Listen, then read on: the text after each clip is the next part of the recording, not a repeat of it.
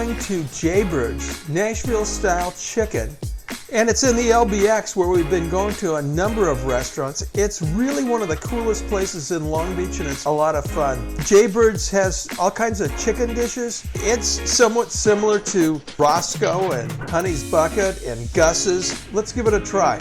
So, come on in, let's take a bite. Wow, there's 5 levels of heat to the chicken. I got the chicken sandwich, which is medium in spiciness, but that is jalapeno level.